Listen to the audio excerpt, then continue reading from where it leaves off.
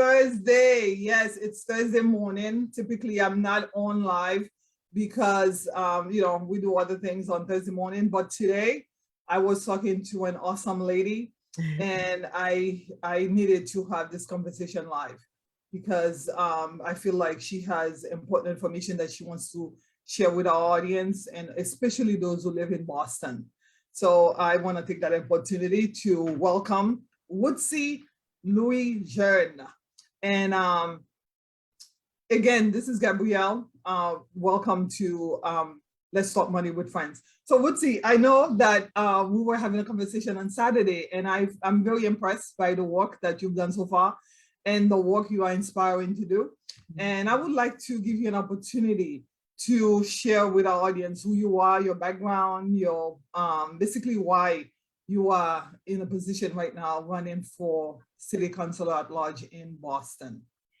Thank you, Gabrielle. Thanks for having me on. Yes, my name is RUTHZEE LOUIJEUNE. I was born and raised here in Boston, and I'm running for Boston City Council at Large. I'm incredibly excited to be taking on this challenge.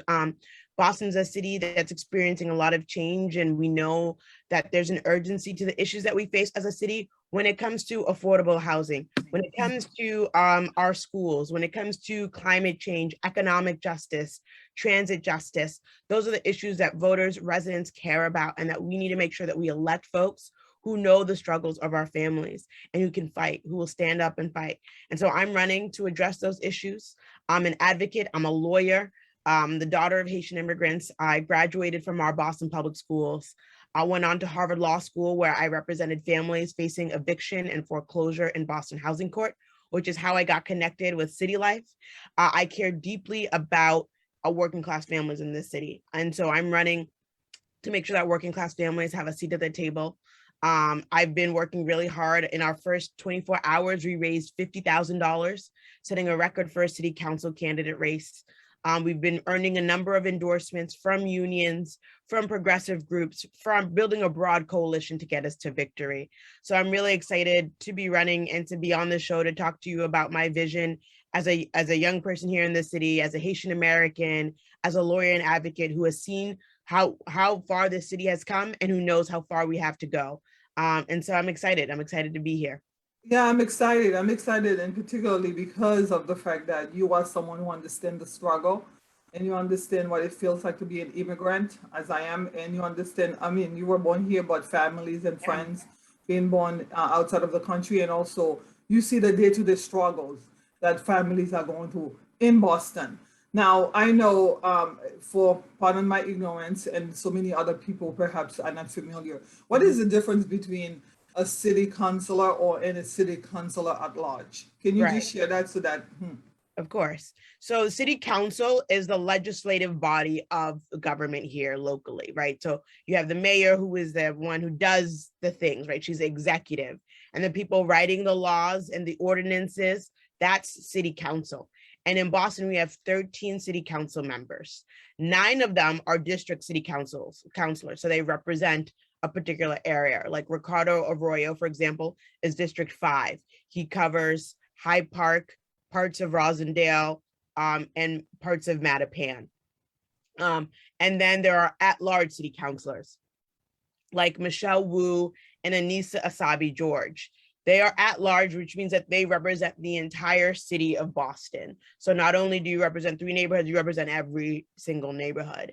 And they are running for mayor. So they are the 2 at-large city councilors who are running for mayor. So their 2 seats are open, which is why there are folks like me who are running to be at-large city councilors. So there are 4 at-large city councilors and 9 district for a total of 13.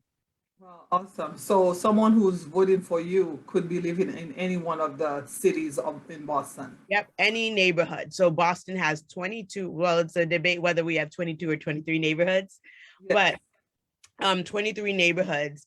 And if you live in any one of the 23 neighborhoods, you can vote for me on September 14th, which is the date of the primary, or what they call the preliminary election. I would love it if folks could get out to vote on September 14th. Something that I didn't mention is that we also, what's important to bring to City Hall is language access. I'm someone, I speak Creole, I speak French, and I, can have a conversation with folks in Spanish. I think that's important when we're talking about creating a government where everyone feels welcome, where everyone feels like they can access a city councilor. And language access is one of those ways. When you can see someone who speaks your language, who understands your culture, you're that much more comfortable. Yeah, definitely, it's important. So I know I'm always interested in people's history, and I know you've mentioned that you're from an immigrant family. But how did you get interested in serving your community? What got that started? Yeah. So the real start is always about as Haitian American community, Black community, we've always been pushing for representation, for people who understand our struggle, for people, we're not invited to the table. We have to force our way there. And I think as a daughter of Haitian immigrants who, I grew up watching my parents, struggle and face discrimination and lose jobs and face discrimination because they have accents, because they're Black, because they're immigrants, and seeing how unjust that is. And so I am someone who's navigated a lot of different worlds. I've sat at the table with my parents as a nickel and dime, whether they have enough to pay the mortgage. And I've sat at a table with other lawyers as we decide how we're arguing a case before the Supreme Court. I think my ability to weave through those worlds is going to be an asset for Boston City Council and for all of the residents. And so we need leaders who have experience fighting with people. And I've done that as a lawyer, working alongside City Life, but also working with the Massachusetts Affordable Housing Alliance to make sure that first generation, first time home buyers here can access good mortgage products, can get help with down payment and closing costs. All of the barriers that exist for mostly working class Black and Latinx families when it comes to home ownership here, right? A lot of our working class families, when they want to buy a home, they have to leave the city because it's too expensive and because they don't have those costs. And you know this, Gabrielle, a lot of our families who are rent burdened, who are paying $2,000 or however much money in rent, could be homeowners with a mortgage of $1,000 or $1,200 if they had access to the right products and if they had the right assistance.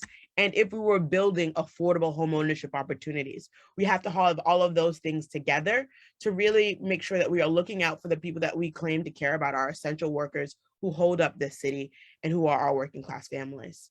Definitely, I'm all with you because I do believe that housing is a human right and that so many families here, the housing crisis in Boston is out of this world. So we do need someone who is interested in helping families stay in the community because displacing them out of everything that they know, everything that they've lived, everything they're familiar with is, to me, it's inhumane. So I would like to also ask you, I know we've talked about housing. What other key principles or platform you will running on so that families who are watching, folks who will be watching in the future can say, oh, I can relate to this and I'll come out and vote on. First, primarily, you say September 14th. September 14th. Yep, Tuesday, September 14th. Yeah, so the other issues, right? Housing is a big one. The second big issue is around our schools, right? What are we doing to improve the quality of every single one of our schools? How are we supporting good leadership in each school? How are we making sure that we are providing a universal pre-kindergarten so that our kindergarten students, so that we are getting kids into school earlier? The earlier we get them in school and are able to work on their brains, the better outcomes they have. And so that's something that I care deeply about. A lot of our school buildings need capital improvements. So we are getting all this money from the federal government that we need to infuse into our schools to make them world-class schools, not just a few select schools, but every single one, schools in Mattapan, Dorchester, Hyde Park. That I know. Yesterday I was out in Hyde Park and I met a man whose daughter goes to school in South Boston. He was talking about how he would love to get his kid to go to a quality school close to home. And so we need to make that a reality for our parents. And our kids, and obviously racial justice, economic opportunity. I see those things as tied together. So for so long, the city of Boston and the private market have engaged in practices that really prevented Black families from gaining wealth, from owning homes, and that led to really big disinvestment in those neighborhoods. And if we are focusing on equity, right? Equity being corrective action to change what we've done wrong, then we need to think about how we're using our public land and how we're using it as an equity measure to build affordable homeownership opportunities, to give back to Black and Latinx communities. And so that's something that I care about deeply as well. Obviously, climate change and climate justice is an important issue, right? That is a crisis that we're facing in all of our neighborhoods. If you are in Dorchester and on Morrissey Boulevard and you ever see how bad it floods whenever there's a little bit of rain, it's a big issue. If you live in Roxbury, certain parts of Roxbury and Dorchester, Mattapan, if it's hot in the city, it's always 2 or 3 degrees hotter in those neighborhoods because they have a lot of pavement and we don't have enough green spaces, right? If you live over in East Boston and you see you're near the airport, you suffer a higher, there's a correlation between the health outcomes of folks there and the existence of the airport. So we need to be thinking about environmental justice very, as a real issue in every neighborhood. And then, what you were talking about, I really care about financial literacy. One thing that I do with my family, that I've done with my family during the pandemic, is we've come together and we have, financial investment 101, difference between day trading, difference between long-term investments, different sites to use to start to build up, your short-term and long-term investments. And oftentimes the biggest barrier to wealth building is information sharing. So I really, really believe in information sharing. All of my friends, I say this all the time with my friends, we talk about Beyonce, we talk about our nails and our hair, but we also talk about investing. We also talk about how we're using and spending and saving our money. So I think all of that is really important. And I hope to be able to talk and work on all of that in City Hall, both in English, in Creole, in French, in Spanish when necessary. So I can definitely help you with the English and the Creole part of it. Yeah. I believe in information sharing. That's why every Thursday, Wednesday, I'm here live sharing information, encouraging and empowering our community. No, I know there are folks who are saying like, how can I help RUTHZEE? How can I help her with her campaign? Yeah. I know when I spoke to you, I was like, okay, what is it that I can do as one person to make a difference? So what would you, as someone who's watching, I can possibly help you? Yeah, I think the best way to help is after voting is help us knock on doors. So go to ruthzeeforboston.com, ruthzeeforboston.com. That's RUTHZEEFOR Boston.com. And it says, there's a tab that says get involved. And then it says, how do you want to get involved? Do you want to door knock? Do you want to help us phone bank, call voters? Do you want to host a fundraiser? And you could also make a contribution because all of this campaign is completely run via individual contributions. I don't care if you can give $5 or $50 or $500 or $1,000. If you want to give me $2,000, you can't because the limit is $1,000, but find a friend and have them give, So you can of course vote, volunteer with us.